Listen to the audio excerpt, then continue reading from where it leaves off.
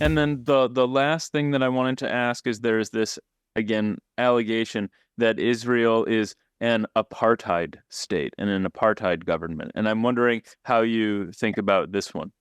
Okay, I think this is nonsense also when it applies to Israel in its pre-1949 borders. In other words, Israel, before conquering the West Bank and the Gaza Strip in 1967, Israel is not an apartheid state, and its regime is not an apartheid regime.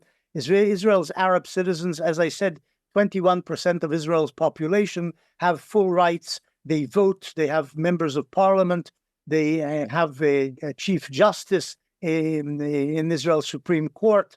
They have judges, they have rights, right of movement, right of employment. All of these things did not exist in apartheid South Africa, where there were two classes of citizens, some with rights and some totally without rights.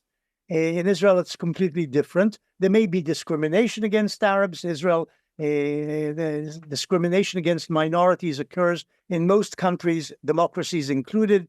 But the state, in terms of the law, in terms of officialdom, is run on an equal basis vis-a-vis Jews and Arabs. Arabs don't serve in the army. On the other hand, they don't get certain loans from the government. There's sort of a trade-off of rights and duties and so on. But there is something akin to apartheid in the governance by Israel in the West Bank, the occupied West Bank.